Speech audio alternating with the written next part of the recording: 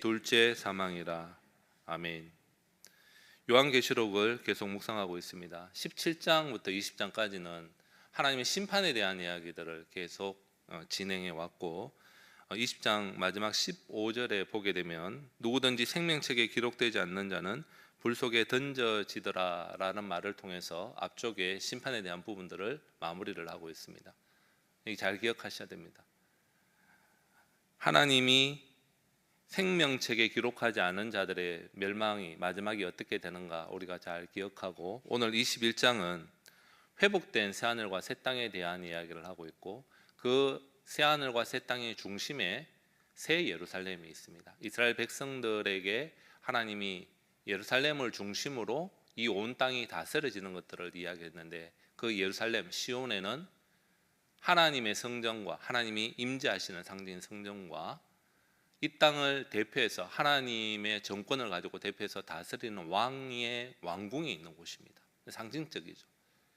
그렇게 해서 세상을 다스렸듯이 하나님은 새하늘과 새 땅 또 새 예루살렘을 중심으로 다스릴 것에 대한 이야기를 하고 있습니다.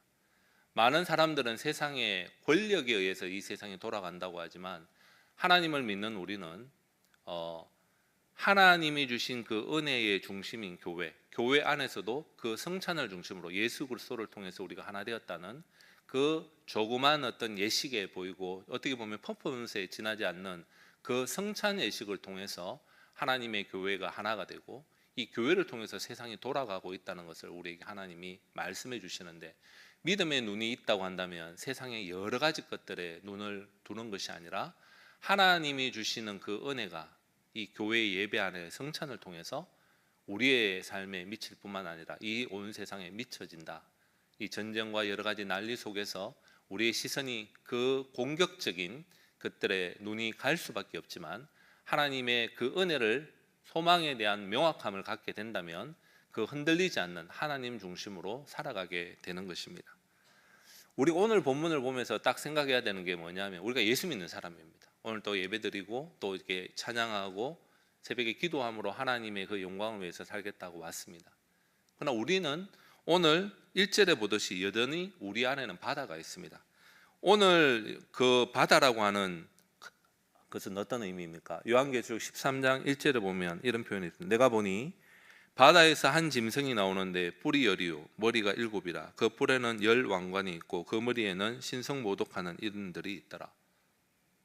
바다는 하나님을 모독하는, 하나님이 없다라고 생각하는, 하나님의 권력에 대하여 반항을 하는 그 사람들이 있는 곳으로 요한계시록은 이야기를 하고 있습니다. 예수 믿는 우리가 천국에 대한 소망을 가지고 천국의 백성을 살아가는 이때에도 여전히 우리 주위에는 바다가 있다라고 하는 것이죠. 그뿐만 아니라 오늘 마지막 8절에 보면은 두려워하는 자들과 믿지 않는 자들과 흉악한 자들과 살인자들과 음행하는 자들과 점술가들과 우상 숭배자들과 거짓말하는 모든 자들이 우리 주위에 있습니다. 우리가 볼 때는 왠지 예수 믿는 사람들이 작아 보이고, 이 세상에 있는 많은 세력들은 너무나 커 보이고, 예수 믿지만 우리 눈에 들어오는 것은 하나님의 공의와 하나님의 능력보다는 주위에 많은 사람들이 자기 마음대로 살아가고 힘이 있기 때문에 사람을 괴롭히는 그런 상황에서 마치 하나님이 없는 것 같이 느껴지는 그런 상황이 예수 믿는 우리가 사는 땅의 현실인 것이죠. 그런데 이런 현실 속에서도 오늘 본문은 심판에 대한 이야기 앞에서 했을 뿐만 아니라, 이거는 어떤 의미에서는 예수 믿지 않는 사람들에 대한 심판에 대한 것들을 이야기한다면, 오늘 21장부터는 하나님께서 끝까지 인내하고 이긴 너희들에게 주어질 그 나라가 어떤 곳인가, 그 영광이 어떤 것인가 우리에게 미리 이야기해 주심으로 우리의 소망을 놓지 않게 하시고, 또 그 나라에 대한 영광을 이 땅에서 먼저 누리면서 하나님을 바라보고 살아갈 수 있도록 만들어 주시는 것이죠. 그래서 우리에게 주시는 소망인 새하늘과 새 땅은 우리에게 주어진 것이 어떤 것입니까? 핵심이 뭐겠습니까? 새하늘과 새 땅이 옛날 것과 다르다고 했습니다.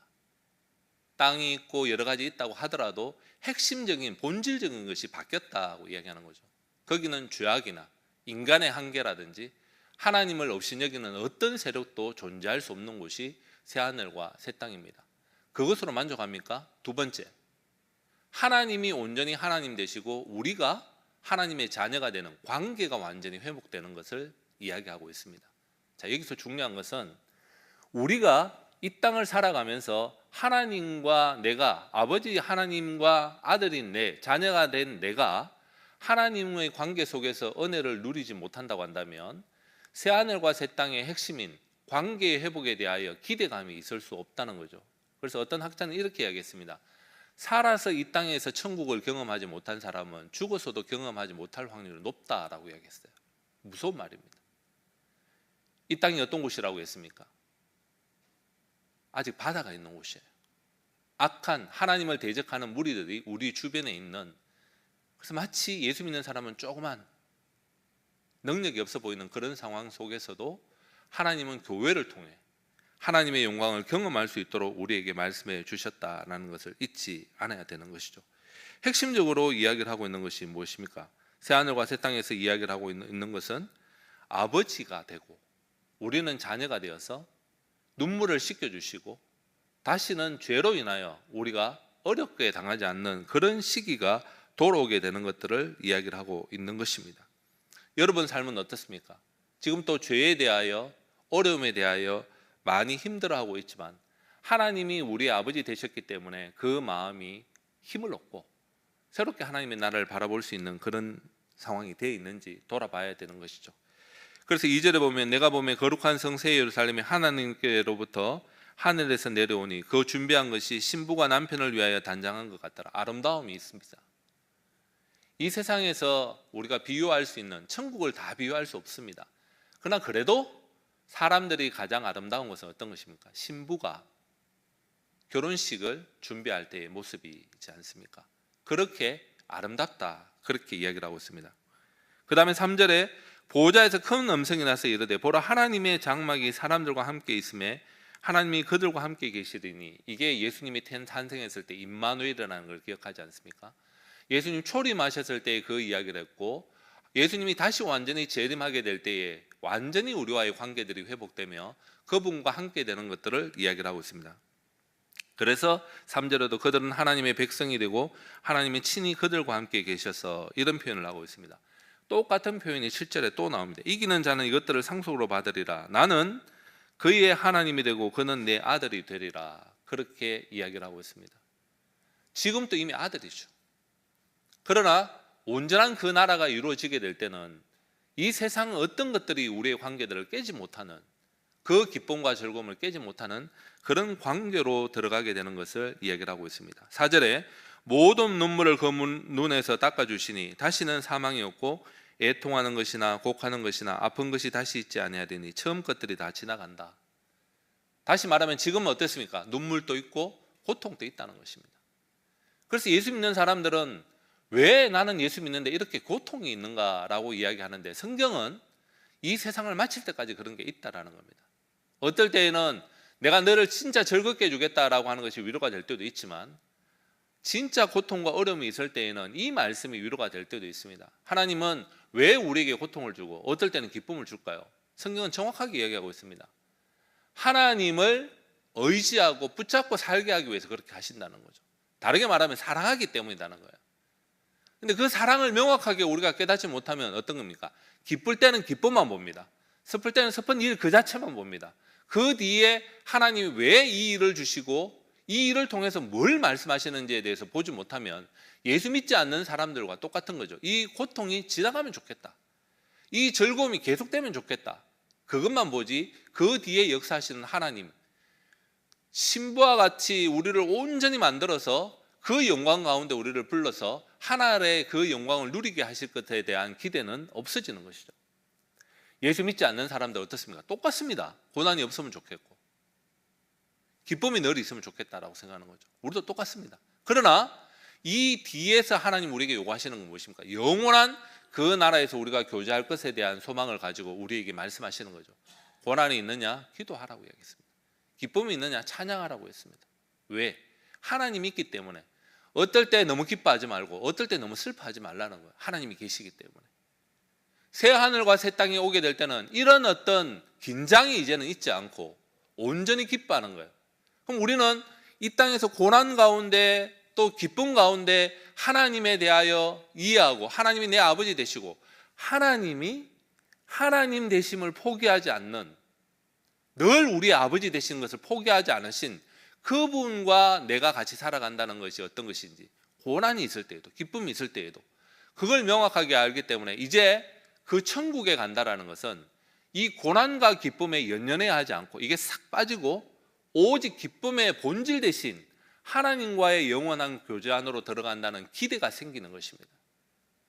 그래서 다시는 눈물이 없다라는 말이 이해가 되는 것이죠. 이 땅은 눈물이 있습니다. 고통이 있습니다. 질병도 있고 어려움이 있고, 우리가 나이가 들면서 쇠약해지면서 더 고통스럽게 되면 어떻게 하나 불안도 있습니다. 그런데 그걸 다 없애주실 그날을 온전히 구름이 싹 걷어지고 태양만 있는 그 맑은 날과 같이 하나님과의 교제하는 날들을 기대하면서 갈 수 있는 것이죠. 그래서 5절에 하나님은 보라 내가 만물을 새롭게 하노라, 또 이르시되 이 말은 신실하고 참되니 기록하라. 내가 새롭게 할 거다. 완전히 너희들에게 고통 준 어떤 환경이나 질병이나 이 모든 것들이 다 이제는 바뀌어서 이 땅이 주는 어떤 괴로움들이 다 없어지는 그것이 되어서 만들게 되는 그날인데, 그것을 확실히 약속하면서 하나님 뭐라고 해야 합니까? 나는 알파와 오메가다. 처음과 마지막이다. 지금 세상을 만들 때와 종말에 이르러서 하나님 완전한 세상을 이룰 때 그 가운데 알파와 오메가다라는 말은 처음과 끝만 있다는 것이 아니라 이 모든 과정에도 하나님이 최고의 주인이시다는 거예요. 주관자시라는 거죠. 그리스도인들이 고통 가운데 제일 위로가 되는 건 무엇입니까? 지금 내가 당하는 고통이 하나님이 몰라서, 하나님이 이것을 어쩔 수 없어서 나에게 있게 하는 것이다 라는 것이 아니라, 하나님이 언제든지 이 모든 것을 주관하시는 주권자이시고 모르시는 것 아니고 내 자신과 이 모든 것을 보고 계시지만 이 일을 통해 알파와 오메가이신 하나님이 온전한 하나님의 나라와 그 구원을 이루시는 분이다라는 것이 우리에게 위로가 되는 것입니다. 내가 질병 가운데 있고 어떨 땐 가정에 우환이 많고 여러 가지 어려움이 있고, 그럴 때 그리스도인들이 제일 힘든 건 무엇입니까? 나를 통해서 하나님의 영광을 받으셔야 되는데 내가 직분자로, 오래 믿은 자로 하나님께 영광이 되지 않고 예수 믿지 않는 사람들에게 부끄러운 것 같고, 이럴 때에 하나님이 알파와 오메가 되셔서 내 고통 가운데도 하나님이 역사하고 계시고, 혹 내가 실수했다 하더라도 그 가운데서도 하나님이 역사하시는 거예요. 어떨 때는 나에게 채찍을 통해서 깨닫게 해주시고 회초리를 통해서 깨닫게 하시고 하나님의 나라를 소망하게 하셔서 그 길을 가게 해주신다는 것이 우리에게 진정한 소망이 되시는 거죠. 그 알파와 오메가 되시는 분이 생명수 샘을 목마른 자에게 값없이 주신다는 거예요. 그럼 지금 어떻게 해야 됩니까? 지금 또 우리가 그 생명수를 바라보면서 마시면서 온전히 고통이 없어지는 그 나라를 기대하면서 하루하루 하나님이 주신 은혜 안에서 극복하면서 살아갈 수 있는 힘을 얻게 되는 것이죠. 그래서 이기는 자가 되는 것입니다. 우리가 우리 힘으로 내가 능력이 있기 때문에 이길 수 있어, 성경은 그렇게 말하고 있지 않습니다. 하나님이 주신 그 이김을 통하여서 하나님이 우리에게 이김을 주시는 거예요. 실패하는 것 같은, 내가 진짜 부끄러워서 교회도 가기 어렵다고 생각하는 그때에도 하나님 우리 아버지가 되셔서 함께 손 붙잡고 교회로 오게 하시고 하나님을 찾게 하시고 하나님을 믿게 하셔서 견인해 간다는 말은 인내하게 하신다는 거예요. 우리 끝까지 인내하여서 하나님의 백성답게 천국에 들어가게 해주신다는 그 은혜가 있다는 거죠. 그렇게 해서 이기는 자들에게 받게 되는 상속에 대한 이야기를 하고 있는 것입니다. 우리가 사도행전 2장과 3장을 묵상했습니다. 아시아 7교회에 있습니다. 여러 가지 이기는 자들에게 주는 하나님의 은혜가 있습니다. 많습니다. 그 하나하나 열거를 다 하기 어려운데 핵심은 뭘까요?